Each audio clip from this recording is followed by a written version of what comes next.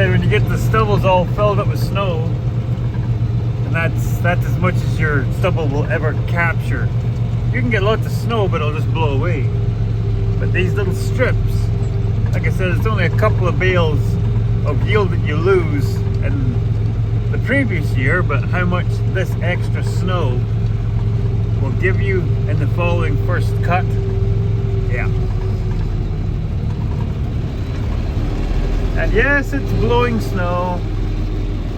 Snow yesterday was great, but now the wind has got up and it is filling everything in with schnurr. Yeah. Anyway, thank you for clicking on the video. Welcome back to the Shire. Welcome back to the deep freeze. It is currently a wind chill of minus, oh my gosh. And welcome to the 900th subscriber to the channel. Crazy. Just crazy. Anyway, hopefully it's not just going to be the same old, but you never know. Got the call that the steel is in, so I'm hoping to either get today or tomorrow and go and pick up that steel, so we will start building gates. So I'm going to go feed these girls. I think what we'll probably end up doing is feeding them over here instead of out there, because the wind is blowing this way and they are all huddled in behind the trees there. So we'll go see what they want to do.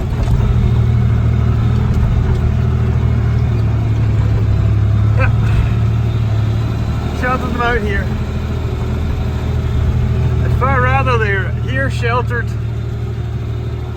eating in a different place, then you put the food out there and then they all eat half and go back in the yard, and then the snow gets blown over the feed out in the field.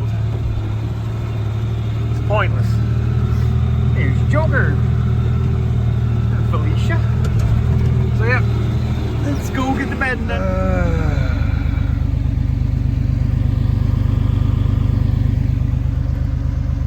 What are we doing, Piper Doug? We're having fun. Do you know how much fun we're having? We're having orange tractor fun. Would you all like to come along and play with me in this fun? It's fun with a capital F. The heck was that? You all heard that, right? Temperature's dropping.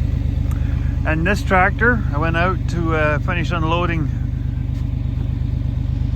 straw bales out there because I want to start building a wall here. I got to the end of the lane and this tractor died in the end of the lane, but not in the end of the lane, just at the end of it, enough to be out in the wind. There's about a 25k wind out there, which means it's a wind chill factor about minus 26. So I'm trying to get this tractor diagnosed to get it back in the yard, at least to get close to a plug-in, because it can't sit out there dead or there's no starting it. And I thought, what's the chances? This is an old problem. This tractor died way out in the big combine field two falls ago. And Dennis from Jody's, big shout out to the boys at Jody's shop. These are the guys who are fixing my machines from now on. And I remember Dennis said, fuel cutoff, that guy right there. But this thing, it's a bit of a honky size, and Dennis, he just basically charged me time to pop out to the field, diagnosed it, got me running. He said that'll probably need change at some point. He said, but it's kind of a honky size, I don't have any, blah blah blah. Well, we completely forgot about it, because yes, Dennis did have this tractor in their shop earlier this year. Well, it's come back to haunt us. So I managed to crimp it back together enough and got, because you have to bleed it because it ran out of fuel, and I got it running just enough to get it back here to close to the plug-in. So I managed to find a fitting, as you can see. It's on there right now. So I am going to try and get that onto here, and then that way hopefully we've got the fuel thing figured. And so Dennis is trying to free up some time so he can work on this clutch, because we need to get this clutch bled or tested so he can figure that part out. And while it's there, he's going to just make sure that my job is puckered. As you can see, the fuel injection pump is in need of work. It's dirty, and that's probably got a lot to do with why the pump got bad connection and ran out. That and the fact that that connector is just gooned. French tractor. So it's not warm right now. It's supposed to be warm next week. It's supposed to be above zero, for crying out loud. But I gotta get this Jimmy rig back together and do some work. So I've got that here for warmth, and I've got my DeWalt light, cabin time light, and I'm gonna cut this end off and put that new one on. So we'll get at it. Oh yeah, and the bringing the skid steer in to thaw it out, and plus get the door back on it. Yes, we still have to get the new glass. This glass is still good. It is a little cracked on the corners, kind of like the owner, but for the most part it still does the job. So I've got to bring in some Windex and clean it. I think I might have found out why the tracks were kind of hard to turn. Yeah, they were a little caked up. So I got tomorrow midday, I'll fire it up, drive it out of here, clean all this up, bring it back in, and do some more pokey, tickly, and then that should be it good for winter. I still got to do something with the heater fan. And yes, they sent us the wrong fan, but because it's Winnipeg and Canada Post is on strike, way to go Canada Post, Christmas time, way to go.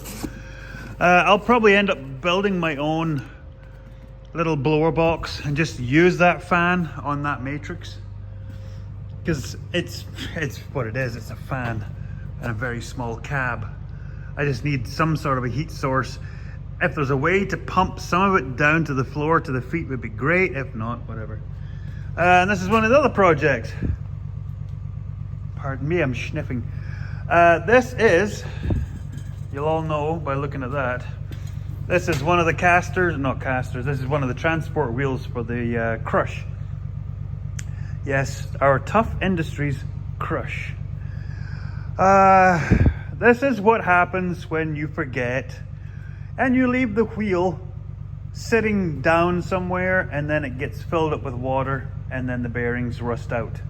Even although you will see lots of grease, doesn't matter. The water still gets in there, right in there. So the bearings are packed up, they're done.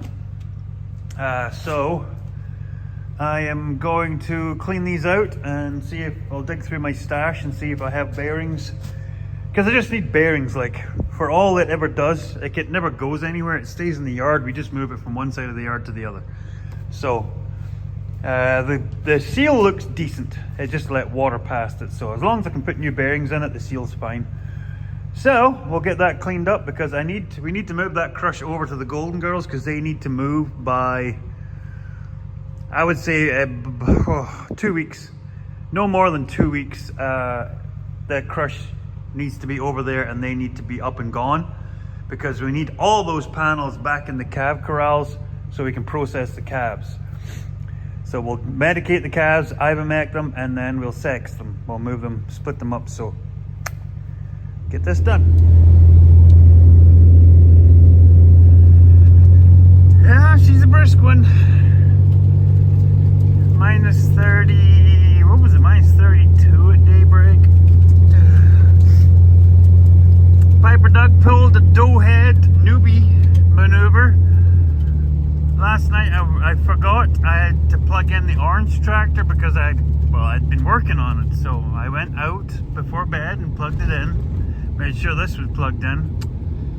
But do you think I remembered to check that the green tractor that I do all the feeding with and bedding with was plugged in? Hell. So it is fed. Now they have food, but they're rather confused why I'm leaving and they're not being fed. Ooh, looky, looky. I gotta stop and take a picture. Just a minute. Squirrel. Anyway,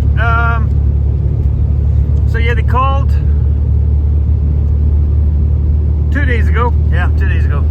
Said the steel was in, so I said it was going to be yesterday. Well, didn't get yesterday.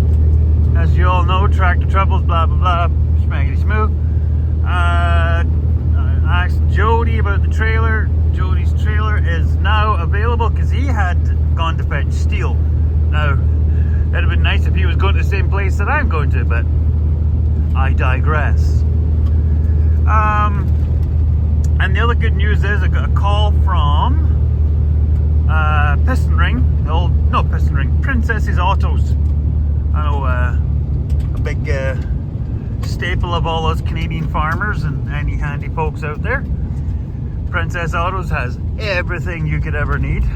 If there's an apocalypse, that should be your first stop. That is a big sundog. Holy moly, it's huge. That's what everybody says. Anyway, so the new wheel for our flat deck trailer is finally in. Yeah, because it's an 8-bolt trailer wheel. And yes, I know I probably could have stole a wheel rim off of some old truck somewhere, but no, I needed the proper good wheel for my trailer. I probably should order two so I have a spare, but anyway. So that way at least we can get our flat deck trailer back on all four wheels that it's supposed to have. And then the plan is to get into the shop and get all the lights replaced with LEDs and get the wiring fixed. And then get it back licensed so we can use it. Big thing is we cannot use that for hauling tractors. We'll still rent Jody's trailer because it's a big beefy triaxle. But at least we'll have our own trailer for hauling the likes of lumber and tin and different things like that, because we cannot just use the cattle trailer right now. But that's not the easiest. Anyway, I'm rattling on. Let's get over to Jody's. I'll probably go and have a quick word with Dennis and talk about the orange tractor and what the plans are. And hook up to the trailer and we'll get over to Verdon. We'll bring you back. On the road again with my Timmy's on the road again. We're on our way back from the Verdon. So, you can't really see it. You won't make a thing out from the mirror. So we got the stack of steel on. I always like to try and give my business when it comes to raw steel, like not tin work, because the best place to get tin in this area, yeah, it's one of those things where the big place is the best place. So it's Balin Industries in Brandon. I find like there is a lot of places where you can get far better deals on off tins and just, you know, small package tin, we'll put it that way, because you can always get great deals on if you're building a massive shed. But with us it's mileage. By the time you end up factoring in the mileage to go and get it, it's just easier for us. Plus if there's any issues with the tin, or because with Balin they supply the screws and everything as well. So anyway, I'm going down to the valley. I like to give my business when it comes to raw steel to Scotsman steel. And if I should have taken a picture of the I won't show you the invoice. Maybe I'll get a picture of the invoice heading at the top.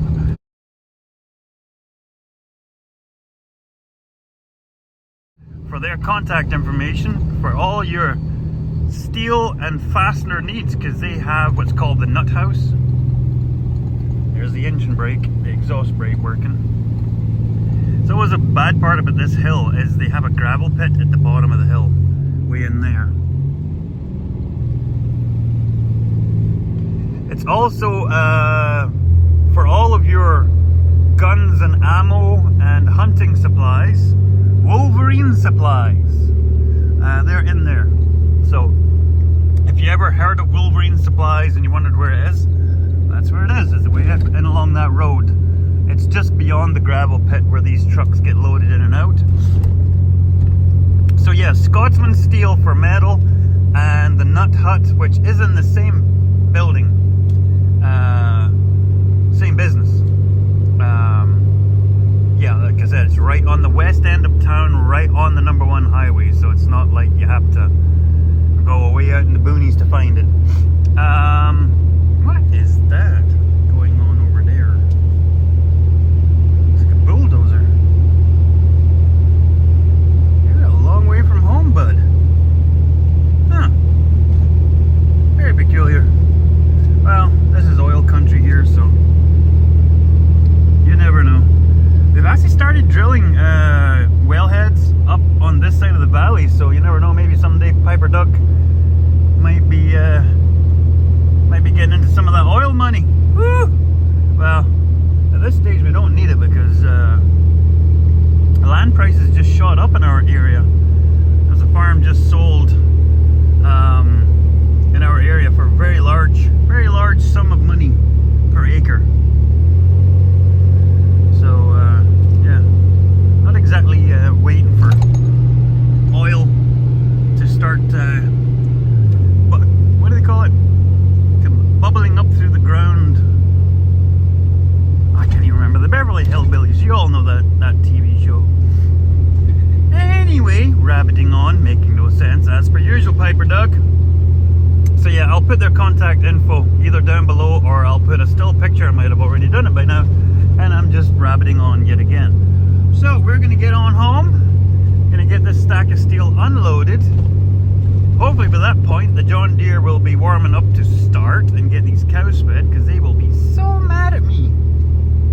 We'll get them taken care of, and then maybe we can get that skid steer cleaned and out of the shop, and then we can get some of this steel in the shop, and we can start mocking up a gate for the #2 corral on the south side, that big opening, because it's going to be some bars, just enough if the tin ever blows off the gate, that there's enough bars to keep cows and calves in, but not to make it too heavy. But it's going to be tinned, so we'll keep. Oh, there's Bambi's mum right there. Okay. Anyway, back to the farm. Tell me again how it's just contrails. Really? You have to explain that one to me.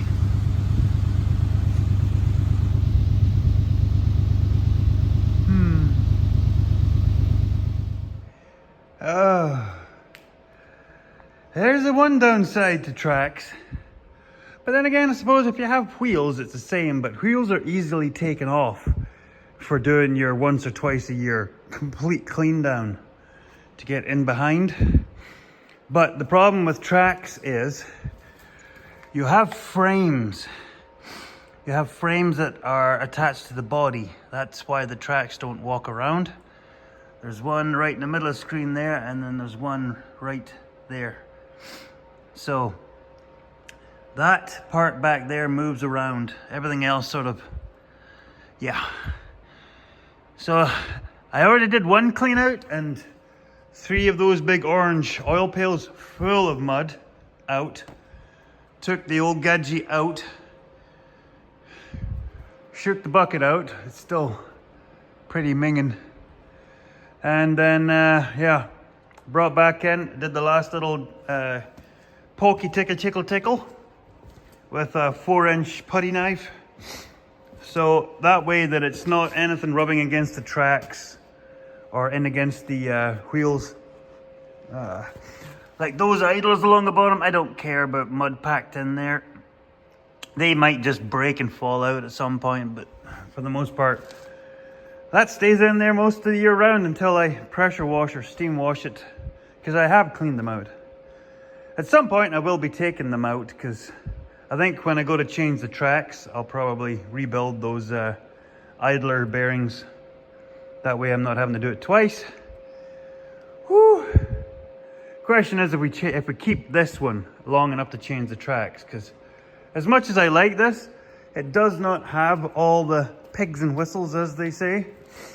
And it's got 5,000 hours on it, so it's a bit long in the tooth and it's got lots of leaks, as you all know. But so this guy, I'll throw the door back on it. That wheel is new bearings, all packed, ready to go back out to the crush. And then tomorrow, it might be the orange tractor coming in here so we can figure out this fueling issue. I think it might be a plugged fuel line. It's what it's feeling like, because I got it running again, but it kept stuttering and then running and stuttering and running, and that electric connection is tight and good to go. So it just feels like it's that problem from a few years ago out in the field there, where there was straw and stuff stuck in that banjo bolt. So we'll check that tomorrow. So we'll see y'all tomorrow in the next clip. Let's go. See if I can catch a rare sighting so you can all have proof. The rare sightage of the gate boss. So I've got a platform set up. We'll get these bits of metal taken off the trailer, get Jody's trailer back, and then we'll try and work on that thing. Yeah, it seems like it's looking more like plugged fuel line, but you'll find out when I find out. Let's get going. Just did some sketchy stuff. Doo-dah, doo-dah. It got really sketchy there. Oh, the doo-dah day. So, yeah, I forgot. I meant to push this bale a little bit closer, and I can push them both in. So yeah, because the steel is going to sit here for a while, that's why I put it up out of the way. And that's why I didn't put the steel on the bales. Because where the steel sits on the bales, it'll just melt and freeze, and then it'll rust the steel. So this way, sitting on the pallets, it should dry out and melt out without getting badly corroded. And like I said, it's up out of the way here. At some point when we build a shed, I'm making racks for all steel and the wood. So yeah, that's the 0.125 wall, which is heavy enough for gates, but not too light. So I'm gonna go take the trailer back. Well, the first job, cleaning the snow up. Yes, having a door sure is mighty nice, but getting that fan up and running would be nice, because getting a little bit of condensation in here. Like I said, I'm not overly cold, but even just that tiny little heater, I remember last winter when we did get it running for a little bit, made such a huge difference. But yeah, anyway, shutting down, supper time. Okay, I know it's hard to tell, but I've been cleaning up in here. Recycled the old yard light, because we're never going to use it again, because we'll never go back to the normal bulbs. Getting all my buckets cleaned out. Man, have we been chasing a lot of oil leaks. Didn't use a quarter of those buckets this year. So yeah, cleaning up all the buckets, sorting through all the stuff that's in the buckets. Got to do a fuel run, fill up all these jerry cans with gasoline. Ow. That's my big thumper. Got all my other little hammers. This is actually a metal shafted, very big sledgehammer. So yeah, that yard light, that's all aluminum, so that's going to my aluminum shack. Aluminum. So yeah, I've got both heaters on in the shop to dry it out. And then we can start dragging those tarps in, because we'll need to drag them in one or two at a time and then hang them up so that they can melt and dry, and then fold them up, put them back into storage again. So yeah, anybody who's needing insulated tarps in this area, hit me up because I have 6 of mine, and I also have a 7th one, which is not mine, but it's my builder Jeremy. He just leaves it here, so I'm sure an arrangement could be come to. Oh yeah, it's minus oblivion again. So tonight's supposed to be the last crazy cold, and then we're supposed to start sliding back to normal cold, and then to above seasonal, which I'll take that. So tomorrow, hopefully, we're gonna pull off, I don't know, yeah, you won't be able to see it. The fuel pump's in there and the fuel filter's behind there, and there's 2 banjo bolts, and that's where the sludge got built up, and it's like a 90-degree. So we'll dig in there. Fingers crossed that's where it's at, because that'll be the quickest fix. Oh, so yeah, good. We got the steel delivered today. Big day today was bed. It was feeding. Tomorrow the big day is bedding. There's Toothless. Good question. Why is he called Toothless? If you watch the cartoon, kids cartoon, How to Train Your Dragon, it's a cartoon set in Norse islands where the Vikings end up training dragons to ride upon. And this black one with these piercing eyes is called Toothless. Well, that's why he get called. Ironically, Liam, our son, adopted a foster cat, and he actually is toothless. He was given up for adoption. Hey, little buddy. Purr. Somebody had smashed his teeth in. So, and his fangs, the pointy ones, he's got 1 left out of 4. I haven't really looked all that closely at Linus, but he's a lovely big cat. But we'll go get inside. But okay, well, from Toothless and from RJ. Yes, RJ is half chocolate lab, and can you guess what the other half is? Yes, good guess. It's moose. He's half moose, half chocolate lab. You know, we know. He's like 145 pounds. That's no normal chocolate lab. So yeah, we'll see you in the next video, and thanks for coming along. Oh my gosh. Teddy bye everybody. Maybe next video there won't be any breakdowns.